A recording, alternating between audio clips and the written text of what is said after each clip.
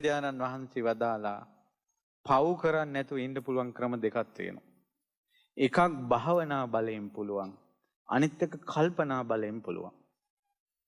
නුවණින් විමසලා භාවනා බලයෙන් කියන්නේ සමාධිය හොඳට වඩලා සමත විදර්ශනා වඩනකොට එයාගේ හිත පවට නැමෙන්නේ නැහැ.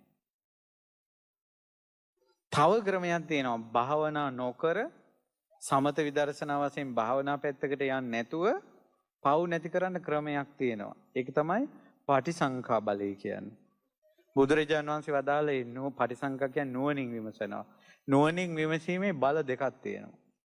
ක්‍රම දෙකක් තියෙනවා. එකක් බුදුරජාණන් වහන්සේ වදාලා ඒ සම්පරායක පටිසංඛා බලය කියලා. ඒ කියන්නේ මේ ජීවිතය ගැන නුවණින් විමසන්න, පරලෝක ගැන නුවණින් විමසන්න. කොහොමද මේ ජීවිතේ විමසන්නේ? පව් කරපු මිනිස්සෙක් අහුවෙලා විඳින දුක බලන්න කිව්වා. ඔන්න බීපු මිනිස්සෙක්. එහෙම නැත්නම් පාසල් අවදියේ මත්පැන් මද්ද්‍රව්‍ය වලට බීලා අහුවෙලා හිරේ විලංගුවේ වැටිලා විනාශ වෙච්ච චරිතයක් ගැන අහන්න දකින්න ලැබෙනකොට මෙයා කල්පනා කරන්න ඕන කිව්වා මමත් මේක කළා අහුනොත් මෙහෙම නේද කියලා හිතනකොට එයාට පව වළක්වා ගන්න පුළුවන් කිව්වා. ඊට පස්සේ දැන් ළමා ලපටි ෆෝන් පාවිච්චි කරනවා. මේ කෙල්ලෝ ෆෝන් පාවිච්චි කරනවා.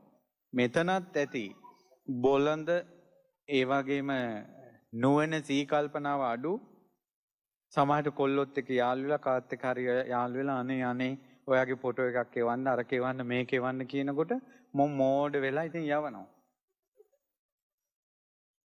දැන් අර ළමයි තුන් දෙනෙක් වැරද්දකට අහු වෙලා ඒ ළමයිගේ චරිතය බලන්න ෆෝන් එක චෙක් කරනකොට යාළු වෙච්ච කෙල්ල තුන් දෙනාගේ නිර්වත් ෆොටෝ ටික ඔක්කොම ෆෝන් එකේ තිබ්බා. අර නඩුව වෙනම යනවා මේ නඩුව වෙනම යනවා. අපි නොදන්නා වුණාද රටේ නීතියක් තියෙනවා මේ වෙනත් කෙනෙකුගේ නිර්වත් ඡායාරූප ෆෝන් එකේ තියාගන්න බෑ. ඉතින් ඕවා ළමා ලපටි දන්නේ නැහැ. එතකොට ඔය වාගේ වෙලා අහු වෙලා ඒක හැමතැනම පැතිරිලා සමහරට කෙල්ලෝ ඊට පස්සේ මෙන්න මේ ෆොටෝ එක ගෙදෙට්ට යවනවා මෙහෙ වරෙන් කියලා කෙල්ලෝ අනාථ කරනවා. දවසක් එක ගෑනු ළමෙක් ගෙන්නගෙන ආවා. ඔය වගේ යාළු වෙච්ච කොල්ලට ෆොටෝ යවලා ඊට පස්සේ ෆොටෝ කොල්ලා කියලා මෙන්න ෆොටෝ එක මම Facebook දානවා. උඹ වරෙන් අහවල් කාමරේට. අන්න බය වෙලා ගියක් කාමරයකට. ඒ කෙල්ලේ විනාශ වුණා. මේ අවුරුදු 14ක කෙල්ලේ. ඒ වෙලාවෙත් එක ෆෝන් එකක් වීඩියෝ කරලා. පහුවදා වීඩියෝ එක යවුවා මේක දානවා උඹ හිටත් වරෙන්. පහුවදා යනකොට කොල්ලෝ 5 දෙනෙක් කාමරේ. අපිට මේවා විශ්වාස කවුද විශ්වාස කරන්නේ? මේ අනේ පනේ රත්තරන් කියලා වචනේ කිව්වට පරිදියට මිනිස්සු විශ්වාසයි. තමන්ගේ ඇඟේ උන්ට පෙන්වන්නේ එච්චර විශ්වාසය නිසා. ඔයාලට තමන්ගේ ඇඟ එයාට පෙන්වන්න තරම් විශ්වාසවන්ත වුණා වගේම එයාට මේ ෆොටෝ එක පෙන්වන්න තරම් එයාටත් විශ්වාසවන්ත කෙනෙක් ඉන්න පුළුවන්. මට එයා විශ්වාසවන්ත තරමටම එයාටත් තවත් විශ්වාසවන්ත කෙනෙක් ඉන්න පුළුවන්. ඊට පස්සේ ඒක පැතිරි යනවා. ජීවිතේම ඉවරයි. මේ අම්මලාට නම් මම මේ මොනවද කියන්නේ කියලා මේ හිතෙනවා ඇති. නමුත් තරුණ ළමාලා අපිට දන්නවා මේ තියෙන සෙල්ලම් සමාජයේ. පව් ඉතින් අර අහිංසක අම්මලා හිතන්නේ මොම් පාඩම් කරනවා. ඇවිස්සිච්ච තැන ඉවරට ඉවරයි. එක වැරද්දක් අහුනොත් ඔක්කොම ටික එනවා. පව වුණත් විපාක දෙන්න ගියාට පස්සේ ඔක්කොම විපාක දෙනවා.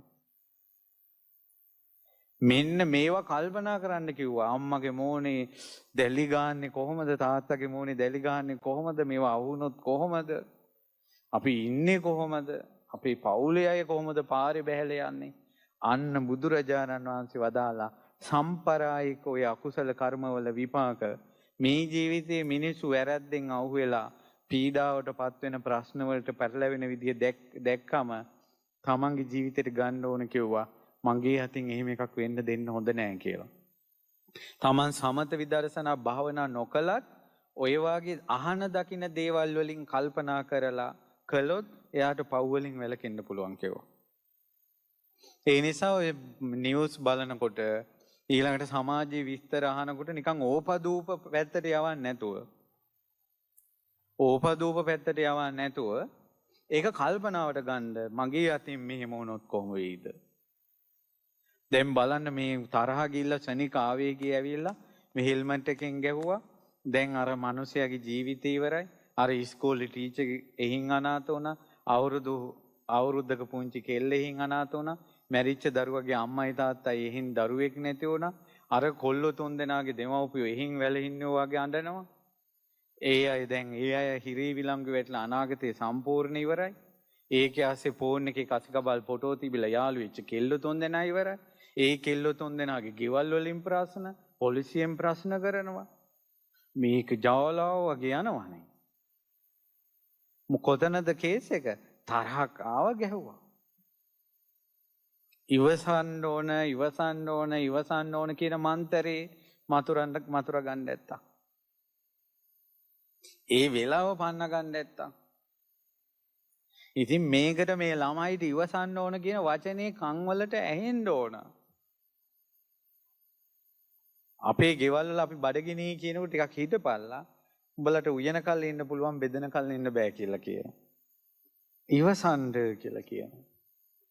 ඒ නිසා පොඩ්ඩක් ඉවසන්න ඕන යාන්ත්‍රික වෙන්නේ නැතුව. මේ ඉල්ලුව මේ දෙන්න ඕන. අන්න ඒ තැනටපත් වෙලා ලේසි නෑ. මෙහෙමයි මේක වළක්වන්න බෑ. ඇයි මේ තමයි ලෝතුරා බුදුරජාණන් වහන්සේ වදාළේ මිනිස්යාගේ ආයුෂ අඩු වෙනකොට අධර්ම රාගී විෂම ලෝභයේ මිත්‍යා ධර්ම මේ සමාජයේ පැතිරෙනකොට සිද්ධ වෙන දේවල්. ඉතින් ඒ නිසා දැන් තියෙන්නේ භයානක බව තේරි ඇත්තටම ගෞතම බුද්ධ ශාසනය ඉවරයි කියන්න රතු ලයිට් එක දැන් පත් වෙලා ඉවරයි. අවසාන පිරිස මේ ඉන්නේ අවසාන පිරිස. ඔයාලට විතරයි මේ මහා භද්‍ර කල්පේටම දැන් ගැලවෙන්න පුළුවන්. මොකද මෛත්‍රී බුදුරජාණන් වහන්සේගේ ශාසනයේ නිවන් දකින්නයි දැන් මේ පරිසරයෙන් උඩට ගිහිල්ලා ඉවරයි. දැන් මේ අවසාන පිරිස එකතු කරගන්න ආපු මේ පහනක් නිවෙන්න කලින් පහන් දැල්ල එළිය වැඩි වෙනවා වගේ එකක් මේ.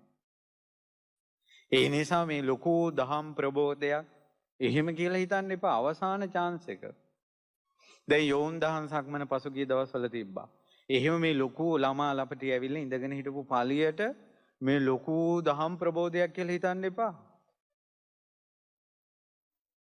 මේ අවසාන අවස්ථාව. ඒ නිසා මේ අවසාන අවස්ථාවෙන් දැන් හිතෙනවා නම් මේක මොකක්ද ඉක්මනට කරගන්න කියලා බුද්ධ වචනේ මම මුලින් කිව්වා. දැන් කයෙන් සංවර වෙන්න. දැන් වචනයෙන් සංවර වෙන්න. දැන් මනසින් සංවර වෙන්න. දන් දීම වැඩි කරන්න, පින් කරන එක වැඩි කරන්න, බුද්ධ ශාසනය වෙනුවෙන් යමක් කරන්න. එච්චරයි. මේ හිත රැක ගන්න තියෙන්නේ. සත්තු මරා හිටියනම් ඒකෙන් වළකිනවා. හොරකමින් යෙදී හිටියනම් ඒකෙන් වළකිනවා. වැරදි කාමසේවණේ යෙදී හිටියනම් ඒකෙන් වළකිනවා. බොරු කීමෙන් වළකිනවා. සුරාපානයෙන් වළකිනවා.